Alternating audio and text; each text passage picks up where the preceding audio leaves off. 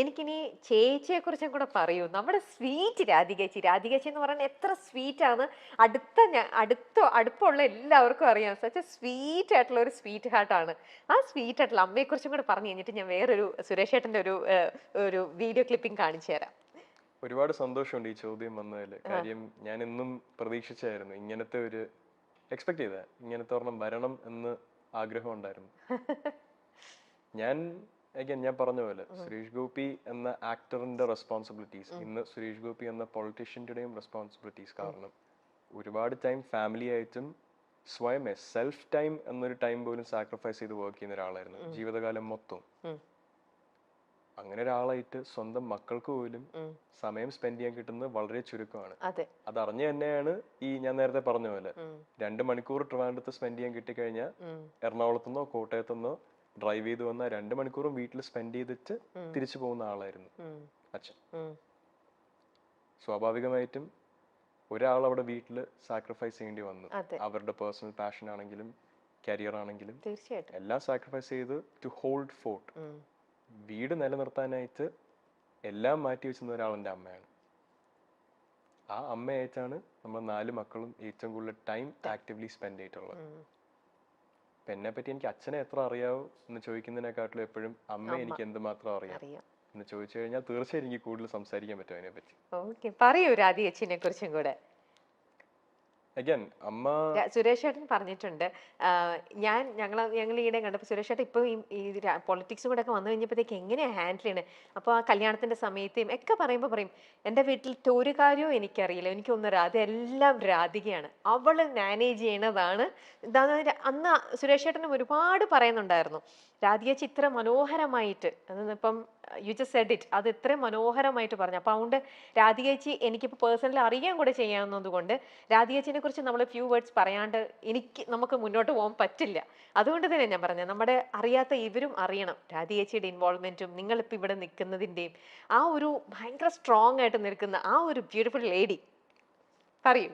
അമ്മയെ പറ്റി പറയുന്നതിന് മുന്നേ ഈ ഒരു ജനറേഷനിൽ എപ്പോഴും ഒരുപാട് പ്രാധാന്യം പോവാത്ത ഒരു കാര്യമുണ്ട്, സാക്രിഫൈസിങ് ഫോർ സമ്മൺ എൽസ്. ഒരു കല്യാണത്തിൽ മെയിൻലി ഒരു വിവാഹം നടക്കുമ്പോഴത്തേക്കും രണ്ടുപേർക്കും അവരുടേതായ റോൾസ് ഉണ്ട് ഒരു മാരേജ് സസ്റ്റെയിൻ ചെയ്യാൻ. Suresh Gopi was the provider. He went out, sacrificed everything to provide. അതേപോലെ പ്രൊവൈഡ് ചെയ്ത് കൊണ്ടുവരുന്ന സസ്റ്റെയിൻ ചെയ്യാൻ അതേപോലെ സാക്രിഫൈസ് ചെയ്ത ഒരാളാണ് രാധിക സുരേഷ്. അമ്മ എല്ലാ കാര്യം കൊണ്ടും സ്വന്തം മക്കൾക്ക് വേണ്ടി ജീവിതം മാറ്റി വെച്ച ഒരാളാണ് എല്ലാ രീതിയിലും. നമുക്കൊരിക്കലും അച്ഛന്റെ ഒരു പ്രസൻസ് അവിടെ മിസ്സിംഗ് ആണെന്ന് തോന്നിക്കാതിരിക്കാൻ അമ്മയെ കൊണ്ട് ചെയ്യാൻ പറ്റുന്ന എല്ലാം ചെയ്തിട്ടുണ്ട്. So speaking about someone who sacrificed their own life for someone else, be it their own kids, പക്ഷെ ആ സാക്രിഫൈസ് ചെയ്യാന്ന് പറയുന്നത് ഈ ഒരു ജനറേഷൻ ഒരുപാട് കാണാറുണ്ടോ?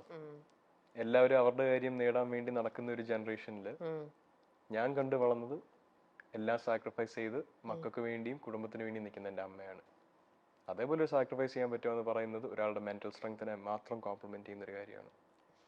So if there's anything about my resilience or mental strength or will to push forward, നേരത്തെ ചോദിച്ച പോലെ സിനിമയിൽ എനിക്ക് ബുദ്ധിമുട്ടാണെന്ന് തോന്നുന്നുണ്ടോ? എനിക്ക് അതിനൊരു ഉത്തരം തരാനോ അതേപോലെ ഒരു പെർസ്പെക്റ്റീവിൽ ആലോചിക്കാനോ ഉള്ള ശേഷിയും വിവരവും തന്നത് എൻ്റെ അമ്മ തന്നെയാണ്. Okay, beautiful. അപ്പൊ അങ്ങനെയാണെങ്കിൽ ഈ രാധികേച്ചി ഇപ്പൊ സുരേഷ് ഏട്ടന്റെ അപ്സും ഡൗണും ഈ ആ ഒരു ഫേസ് എല്ലാം കൂടെ നിന്ന് കണ്ടതാണ് അല്ലേ? നിങ്ങൾ അന്നേരം കുറച്ചും കൂടി കിഡ്സ് ആയിരുന്നു. അത് കഴിഞ്ഞിട്ട് നിങ്ങൾ ഇന്നിപ്പോ ആ ലെവലിലേക്ക് വന്നു കഴിഞ്ഞപ്പോൾ ഇപ്പൊ ഗോകുൽ മൂവിയിലേക്ക് എൻ്റർ ചെയ്തു. അത് കഴിഞ്ഞിട്ട് ഇപ്പൊ മാധവ് വരുന്നു. നിങ്ങളിപ്പോ ഇത്രയും വലിയ കുട്ടികളായി. അപ്പം അച്ഛന്റെ ഭാഗത്തു നിന്നുള്ള ഉപദേശം ഒബ്വിയസ്ലി നിങ്ങൾക്ക് എല്ലാവർക്കും അഡ്വൈസും കാര്യങ്ങളെല്ലാം കിട്ടിയിട്ടുണ്ടാവും. എന്നാലും അച്ഛന്റെ പ്ലസും മൈനസും കണ്ടു വളർന്ന എങ്ങനെയാണ് ഇതെന്നൊക്കെ കണ്ട ഒരു അമ്മയുണ്ടല്ലോ. അപ്പൊ അമ്മയുടെ വക എന്തൊരു അഡ്വൈസ് ആയിരുന്നു നിങ്ങൾക്ക് രണ്ടുപേർക്കും, ഗോകുലിനാണെങ്കിലും മാധവിനാണെങ്കിലും? വളരെ ഓണസ്റ്റ് ആയിട്ട് പറയാനാണെങ്കിൽ അമ്മയ്ക്ക് നമ്മൾ 4 മക്കളുടെയും അക്കാഡമിക് എക്സലൻസ് എന്ന് പറയത്തില്ല, അക്കാഡമിക് ക്വാളിഫിക്കേഷൻ നിർബന്ധമായിരുന്നു. നമ്മുടെ എഡ്യൂക്കേഷന് ഒരുപാട് പ്രാധാന്യം അമ്മയും അച്ഛനും നൽകിയിട്ടുണ്ട്.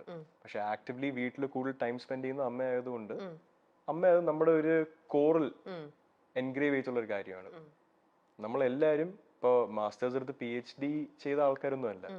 അക്കാഡമിക്കലി എല്ലാവരും അവരുടെ ബാച്ചിലേഴ്സ് ഡിഗ്രി കംപ്ലീറ്റ് ചെയ്ത് നിൽക്കുന്നവരാണ്. അമ്മയുടെ അടുത്ത് ഇന്ന് ചോദിക്കുവാണ് മകനെ ആക്ടറായിട്ട് കാണണോ അതൊരു ഓഫീസിൽ ജോലി ചെയ്ത് കാണണോ, അമ്മ തീർച്ചയായിട്ടും ഓഫീസിൽ ജോലി ചെയ്യുന്നതേ പറയത്തുള്ളൂ. അതേപോലെ ഒരു കരിയറിന് അതിൻ്റെതായ ഒരു സ്റ്റെബിലിറ്റി ഉണ്ട്.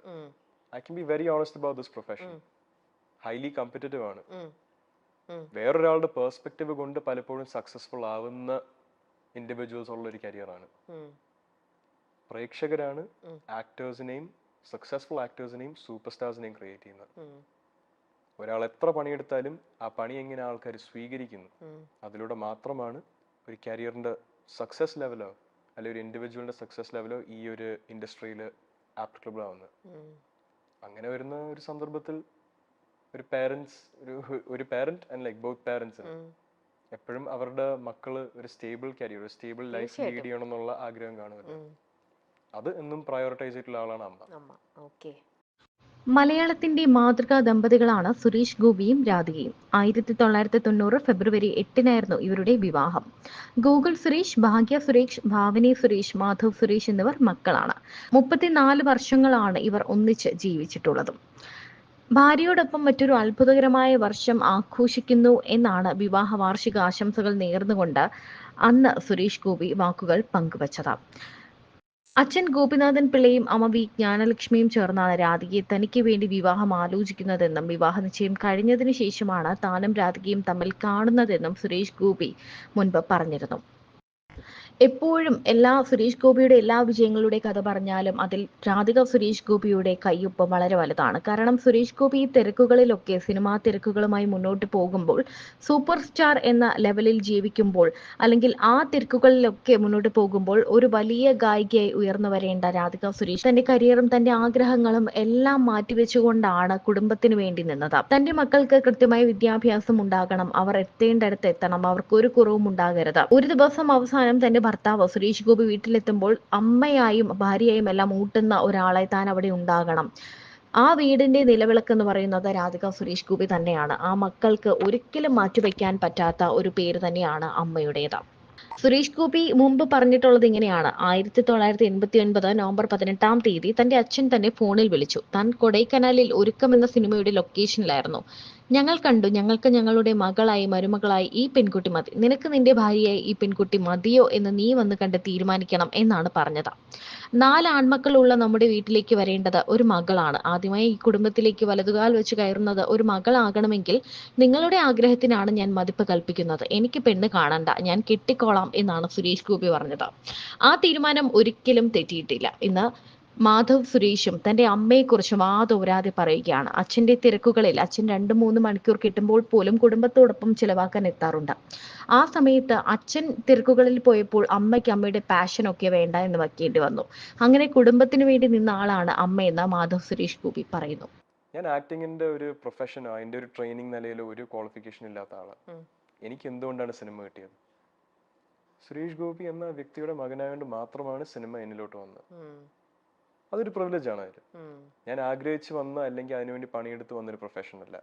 അതൊരു പ്രിവിലേജ് ആയിട്ട് you can call it nepotism. കിട്ടുക പറയുന്നത് തീർച്ചയായിട്ടും ഒരു പ്രിവിലേജ് ആണ്. ഇത്രയും വ്യൂവർഷിപ്പ് ഉള്ള ഒരു ഇൻഡസ്ട്രി, ശരിക്കും ഇത്രയും പെർക്സ് ജീവിതത്തിൽ കൊണ്ടുവരാൻ പറ്റുന്ന ഒരു ഇൻഡസ്ട്രി, അതിലോട്ട് ആക്സസ് കിട്ടുക പറയുന്നത് obviously it's a privilege that comes from it. But again, there's negative, there's positive. Just depends on what you take from it, what you develop and what you make of your life with that. അപ്പോൾ ചെറുപ്പം മുതലേ ശരിക്കും മാധവന്റെ intention അല്ലെങ്കിൽ ഒരു നമ്മൾ ambition ചോദിക്കുമല്ലോ, അപ്പോഴേ എന്തായിരുന്നു ചെറുപ്പം മുതലേ എന്തിലേക്കായിരുന്നു കൂടുതൽ ഫോക്കസ് ചെയ്തിരുന്നത്? ചെറുപ്പം മുതലേ ഉള്ള ആഗ്രഹം ചോദിച്ചു കഴിഞ്ഞാൽ ഒരു ഫുട്ബോൾ പ്ലെയർ ആവാൻ പറ്റിയ ഒരുപാട് സന്തോഷം ഉണ്ടായിരുന്നു. ഓക്കെ, അത് നടന്നില്ല. ഓക്കെ, അപ്പോൾ അതിലേക്ക് അത് നടന്നില്ല എന്ന് പറയുന്നത് മാധവ് അതിനു വേണ്ടിയിട്ട് ശരിക്കും ഹാർഡ് ടൈം ട്രൈ ചെയ്തില്ല എന്നോ, അല്ലെങ്കിൽ സിനിമ ഇപ്പൊ പറഞ്ഞ പോലെ ഇറ്റ്സ് ക്വൈറ്റ് ഈസി അല്ലേ, പെട്ടെന്ന് ഇതിനെ പറ്റി എന്തോ പെട്ടെന്ന് ഈസി ആയിട്ട് ഇത് വന്നതുകൊണ്ട് എന്നാ ശരി ഞാൻ ഇത് ട്രൈ ചെയ്യാമെന്നോ, എങ്ങനെയായിരുന്നു ആ ഒരു ഇത്? ഫുട്ബോൾ നടക്കാത്തതിന് ഒരുപാട് കാരണങ്ങളുണ്ടായിരുന്നു. But the majority of that I will blame on myself and the lack of discipline at that stage in my life. ഇന്നും ഞാൻ മോസ്റ്റ് ഡിസിപ്ലിൻഡ് ഹ്യൂമൻ ബീങ് എന്നല്ല പറയുന്നത്. അന്നത്തെ എന്റെ ലാക്ക് ഓഫ് ഡിസിപ്ലിൻ ആണ് എനിക്ക് ആ കരിയറിൽ ഡെവലപ്പ് ആവാൻ പറ്റാത്തത്. ടാലന്റ് ഉണ്ടോ എന്ന് ചോദിച്ചാൽ I would love to believe I have the talent. But again വേറൊരാളുടെ പെർസ്പെക്റ്റീവില് ഞാൻ ലെസ് ടാലന്റഡ് ആവാം, ഞാൻ മോർ ടാലന്റഡ് ആവാം. ഫുട്ബോൾ എന്റെ തന്നെ പുവർ ഡിസിഷൻ മേക്കിംഗ് കൊണ്ട് പോയൊരു കരിയർ ആയിരിക്കും. സിനിമ എന്നെ തേടി വന്നതാണ് because of the aforementioned tag Suresh Gopi. ആ സിനിമ വരുമ്പോൾ എനിക്ക് 2019 തൊട്ട്, എനിക്ക് 19 വയസ്സുള്ളപ്പോൾ തൊട്ട് സ്ക്രിപ്റ്റ്സ് വരുന്നതാണ്. May be even before that ഞാൻ അറിഞ്ഞിട്ടില്ല. ഞാൻ ആക്റ്റീവ്ലി അറിയാൻ തുടങ്ങിയത് 2019 തൊട്ട് എനിക്ക് ഡയറക്ട്ലി സ്ക്രിപ്റ്റ്സിന് അപ്രോച്ച് ചെയ്തപ്പോഴാണ്, സിനിമയിൽ വർക്ക് ചെയ്യാനായിട്ട് സ്ക്രിപ്റ്റ്സ് വന്നപ്പോഴാണ്. അതുവരെയും ഞാൻ റെഡി അല്ല എന്നുള്ള മെൻറ്റാലിറ്റിയിലായിരുന്നു ഞാൻ നിന്ന്. എസ്പെഷ്യലി ഞാനൊരു ആക്ടറായിട്ട് വർക്ക് ചെയ്യുമ്പോൾ ഞാൻ റെപ്രസെന്റ് ചെയ്യുന്നത് എൻ്റെ ഫസ്റ്റ് ഫിലിമിലെങ്കിലും ഞാൻ സുരേഷ് ഗോപി എന്ന സൂപ്പർ സ്റ്റാറിനെ റെപ്രസെന്റ് ചെയ്യുന്നത്. 2022 JSK എന്നൊരു പ്രോജക്റ്റ് വരുമ്പോഴത്തേക്കും ഞാൻ റെഡി ആയിട്ട് എനിക്ക് തോന്നി. ആ ക്യാരക്ടറിന് ആപ്റ്റ് ആയിട്ടുള്ള സ്കിൽ എനിക്കുണ്ടെന്ന് തോന്നി. അത് വിത്ത് ട്രൂ ജസ്റ്റിസ് ഒരു ഡയറക്ടറിന്റെ റെസ്പോൺസിബിലിറ്റി എന്നിൽ ഏൽപ്പിക്കുമ്പോഴത്തേക്കും അത് നിറവേറ്റാനായിട്ടുള്ള കഴിവ് എനിക്കുണ്ട് എന്ന് തോന്നി. അതുകൊണ്ട് JSK ഞാൻ അക്സെപ്റ്റ് ചെയ്തു. പിന്നെ അത് reason behind choosing cinema is നമ്മളെ തേടി വരുന്ന അവസരങ്ങൾ എന്നും വരത്തില്ല. If it keeps coming for you, may be that's A reason behind it.